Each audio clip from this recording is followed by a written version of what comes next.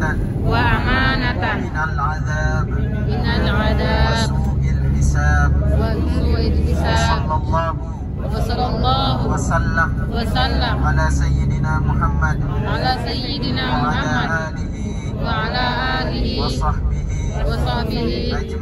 أجمعين والحمد لله رب العالمين. والحمد لله رب العالمين. أعوذ بالله من الشيطان الرجيم. بسم الله الرحمن الرحيم. الحمد لله رب العالمين الرحمن الرحيم مالك يوم الدين إياك نعبد وإياك نستعين اهدنا الصراط المستقيم صراط الذين أنعمت عليهم غير المغضوب عليهم. Bapak Ibu, tamu-tamu Allah, tamu-tamu Rasulullah, perkenalkan nama saya Hasbi.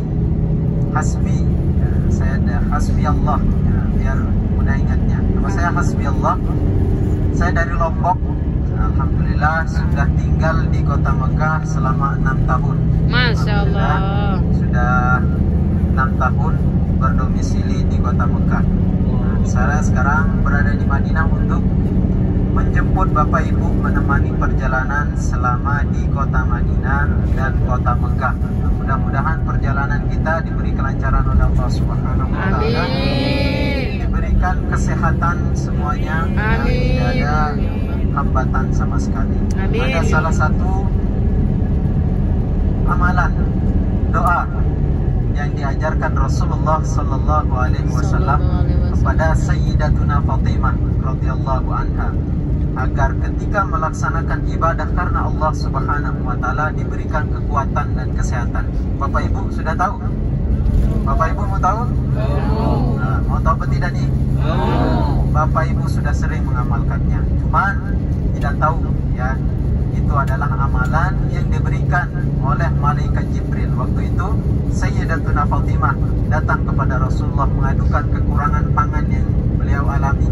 Kemudian Rasulullah Sallallahu Alaihi Wasallam menjawab, "Ya Fatimah, wahai anakku, tadi datang Jibril, datang kepadaku membawakan satu amalan yang sangat luar biasa, ganjaran pahalanya. Dan siapapun yang mengamalkannya, insya Allah akan diberi kekuatan dalam melaksanakan ibadah.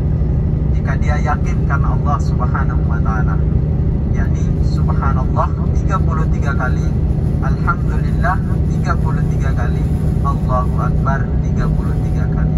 Maka sering-sering amalkan ini ketika Bapak Ibu akan hendak beribadah. Terlebih lagi di Masjid Nabawi, kita akan melaksanakan sholat di Masjid Nabawi yang ganjaran pahala sholat di dalamnya adalah 1000 kali lipat. Ini sabda Rasulullah Sallallahu Alaihi Wasallam sendiri. Salatun fi masjidi hada afdalun min alfi salatin fi masiwa illal masjidil haram. Salat di masjidku ini lebih afdal 1000 kali lipat dibandingkan dengan tempat lain. Jadi sekali Bapak Ibu salat di Masjid Nabawi sama artinya Bapak Ibu salat di rumah di Indonesia itu 1000 kali. Ya, itu ganjaran pahalanya ya. Bukan menggugurkan sholat yang 1000, bukan, akan tapi ganjaran pahalanya. Nah, makanya berbanyak amalan tersebut itu adalah amalan Sayyidatuna Fatimah radhiyallahu anha yang diberikan oleh Rasulullah Sallallahu Alaihi Wasallam, datang dari malaikat Jibril yang diwahyukan oleh Allah Subhanahu wa Ta'ala. Subhanallah 33 kali, Alhamdulillah 33 kali, Allahu Akbar 33 kali. Yakin karena Allah, insya Allah Allah akan beri kekuatan, kesehatan badan kita untuk melaksanakan ibadah. Di Madinah Al-Munawwarah ini Bapak Ibu, kita akan bertemu langsung dengan Rasulullah Sallallahu Alaihi Wasallam. Kita akan berziarah ke makam beliau, yang dimana jika kita berziarah ke makam beliau, maka sama artinya kita berziarah langsung kepada Rasulullah Sallallahu Alaihi Wasallam. Ini sabda Rasulullah Sallallahu Alaihi Wasallam, "Man zara qabri ba'da wafati ka'annahu zarani fi hayati." Siapapun yang menziarahi kuburku setelah aku wafat, sama artinya dia menziarahiku ketika aku masih hidup. Karena setiap salam yang kita ucapkan kepada Rasulullah Sallallahu Alaihi Wasallam, "Ma min muslimin yusallimu alayya illa raddallahu alayya ruhi hatta arudda alaihi salam." Setiap muslim yang mengucapkan salam kepadaku, umpamanya kita mengatakan Assalamualaikum ya Rasulullah, atau seperti yang di tahiyat akhir Assalamualaikum ayyuhan nabi wa rahmatullah maka seketika itu Allah kembalikan ruh Rasulullah ke jasad beliau, kemudian dijawab salam kita. Nah, jadi Rasulullah SAW sendiri yang menjawab salam kita, dan kita didoakan oleh beliau langsung. Dan kita tahu doa dari Rasulullah SAW tidak mungkin tertolak oleh Allah Subhanahu wa Ta'ala. Insyaallah besok kita akan berziarah, sekaligus kita akan berziarah ke Raudhah, sholat di sana dan berdoa. Raudhah ini adalah satu taman dari taman-taman surga. Para ulama mengatakan, menjelaskan bahwa Raudhah, bagian Raudhah yang ada di Masjid Nabawi ini, yang sudah Rasulullah SAW jelaskan batas-batasnya, itu adalah bagian surga yang nanti akan diangkat dan bersaksi. Siapapun yang pernah beribadah di sana, dia akan bersaksi. Yaitu batasnya adalah ma baina baiti wa mimbari rawdatun min riyadil jannah. Di antara rumahku dan mimbarku adalah satu taman dari taman-taman surga. Siapapun yang pernah beribadah di sana, insyaallah akan masuk surga nanti. Tempatnya khusus di Raudhah tersebut. Amin ya rabbal alamin. Nah, rumah Rasulullah SAW itu batasnya sekarang, kalau Bapak Ibu pernah lihat di video, di foto, ada kubah warna hijau di Masjid Nabawi. Itu adalah rumah Rasulullah SAW dulu bersama Sayyidah Aisyah, istri beliau, Ibunda Aisyah. Beliau tinggal di sana, itu rumah beliau dulu. Sangat berdekatan, bahkan satu pondasi dengan Masjid Nabawi. Nah, kemudian dari antara di situ sampai mimbar Rasulullah SAW, tempat khutbahnya Rasulullah SAW, itu adalah Rawdatun min Riyadil Jannah, atau sering kita sebut dengan Raudhah. Dan untuk laki-laki dan perempuan akan dipisah, waktunya berbeda.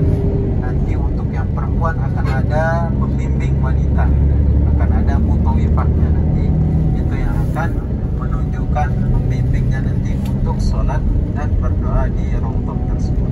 Insyaallah untuk ibu-ibu besok pagi waktunya jam 9 kumpul. Nanti info lebih lanjutnya akan kami sampaikan pada Bapak Ibu langsung. Untuk yang laki-laki setelah sholat zuhur selesai makan siang insyaallah. Nah, itulah amalan-amalan yang akan kita lakukan di sini. Kemudian setiap Bapak Ibu atau kita semua naik ke atas masjid, jangan lupakan untuk berselawat kepada Rasulullah Sallallahu Alaihi Wasallam. Karena bumi Madinah ini adalah di sini pertama kali Rasulullah Sallallahu Alaihi Wasallam menerima fadilah salawat.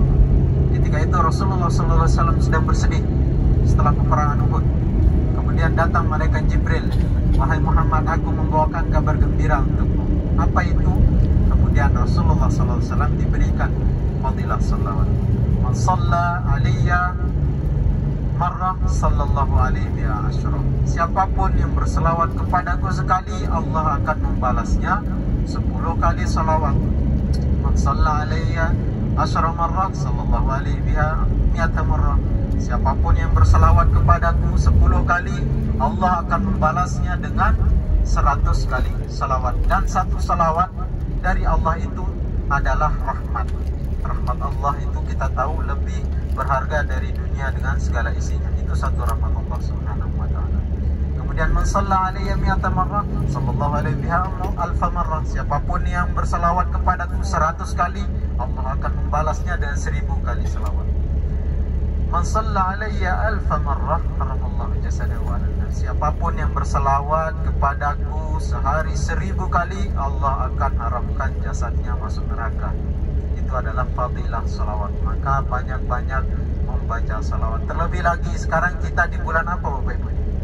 Maulid. Bulan Maulid, Masya Allah. Bulan kelahiran Rasulullah Muhammad Sallallahu Alaihi Wasallam. Maka banyak-banyak memperbanyak salawat. Kemudian jika ada Bapak Ibu rezeki lebih, ingin bersedekah di Madinah, di Mekah. Nah, namun kalau Bapak Ibu ingin bersedekah, silakan disiapkan terlebih dahulu. Jangan begitu ingin bersedekah baru buka dompet, dipilih mana yang mau disedekahkan. Nah, kalau bisa disiapkan. Jadi begitu sampai umpamanya di tukang sapu yang di Masjidil Haram atau tukang bersih-bersih ingin bersedekah, jadi tinggal kasih. Makanya 1 real sudah bisa terpisah-pisah, 1 rial, 1 rial, 1 rial jika ingin bersedekah. Tapi jika bekalnya seadanya, ya usah dipaksakan ya, nanti nggak bisa beli oleh-oleh buat keluarga. Jika ada rezeki lebih, jika ingin bersedekah di Madinah dan di Mekah. Itu merupakan salah satu anjuran Rasulullah SAW bagi siapapun yang datang ke tanah suci Madinah dan tanah suci Mekah untuk melaksanakan haji dan umroh, karena ganjaran pahalanya dilipat gandakan, keberkahannya dilipat gandakan oleh Allah Subhanahu wa taala. Sesuai dengan doa Rasulullah SAW lagi, Allahumma barik Madinah di'fai Makkah minal barakah. Ya Allah, berkahilah kota Madinah ini 2 kali lipat keberkahan kota Mekah. Ya Allah, berkahilah kota Madinah ini sebagaimana Engkau memberkahi kota Mekah, sehingga derajat keberkahan kota Madinah ini sama dengan kota Mekah. Kota Madinah, kota Mekah keberkahannya sama, namun dari barang-barang yang dikilo seperti kurma, min muddiha wa sahriha, itulah yang didoakan oleh Rasulullah. Jadi keberkahan belanjaan seperti kurma, kacang, pokoknya yang di kilo-kilo itu 2 kali lipat dibandingkan dengan kota Mekah. Karena Rasulullah SAW di sini dulu sempat terjadi paceklik, nggak ada yang mau beli kurma Madinah, sehingga Rasulullah SAW mohon kepada Allah agar keberkahan kurma yang ada di sini dilipat gandakan, sehingga Rasulullah SAW mendoakan keberkahannya 2 kali lipat. Jadi keistimewaan dari kota Madinah Al-Munawwarah. Termasuk juga di sini Bapak Ibu, di kota Madinah ini debunya turabu Madinah, turabu syifa. Debu Madinah ini adalah obat. Debu Madinah adalah obat. Nah, dulu di sini sebelum Rasulullah SAW datang ke kota Madinah, nama kota ini adalah Yasrib dulu, tempat sarang penyakit.